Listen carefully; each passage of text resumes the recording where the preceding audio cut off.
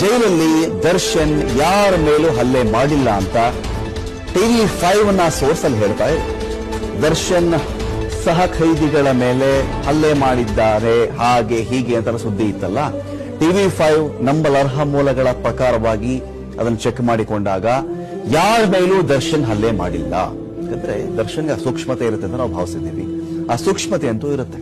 Trial ಶುರುವಾಗ್ತಿರ್ತಕ್ಕಂಥ ಹೊತ್ತಲ್ಲಿ ಒಬ್ಬ ವ್ಯಕ್ತಿಯನ್ನ ಕೊಲೆ ಮಾಡಿದ್ದಾರೆ ಅಂತ ಆರೋಪ ಹೊತ್ಕೊಂಡೋಗಿರ್ತಕ್ಕಂಥ ಒಬ್ಬ ನಟ ತನ್ನ ಸಿನಿಮಾ ಒಂದ್ ಕಡೆ ರಿಲೀಸ್ ಆಗ್ಬೇಕಾಗಿದೆ. ಆ ರಿಲೀಸ್ಗೆ ವೆಯ್ಟ್ ಮಾಡ್ತಿರ್ತಕ್ಕಂಥ ನಟ ತನ್ನ ಕೆರಿಯರ್ ಹೀಗೆ ಆಯ್ತಲ್ಲ ಅಂತ ಇರಬಹುದೇ ವಿನಃ ಈ ಸಂದರ್ಭದಲ್ಲಿ ಟ್ರಯಲ್ ಶುರುವಾಗುವಂತಹ ಟೈಮಲ್ಲಿ ಯಾವುದೇ ವ್ಯಕ್ತಿ ಅದು ದರ್ಶನೇ ಆಗ್ಬೇಕು ಅಂತ ಏನಿಲ್ಲ. ಇನ್ನು ಯಾವುದೇ ಕೊಲೆ ಆರೋಪಿ ಆಗಿದ್ರು ಕೂಡ ಈ ತರ ಮಾಡ್ಕೊಳ್ತಾರ, ರಾದ್ಧಾಂತ ಮಾಡ್ಕೊಳ್ತಾರ, ಅವಾಂತರ ಮಾಡ್ಕೊಳ್ತಾರ, ಗಲಾಟೆ ಮಾಡ್ಕೊಳ್ತಾರ, ಯಾರಿಗಾದ್ರೂ ಹೊಡೆದು ಬಿಡ್ತಾರ ಅಂತ ಚೆಕ್ ಮಾಡ್ಕೊಂಡಾಗ ಅದರದ್ದು ಸಾಧ್ಯತೆಗಳು ಬಹಳ ಬಹಳ ಕ್ಷೀಣ ಅಥವಾ ಇಲ್ವೇ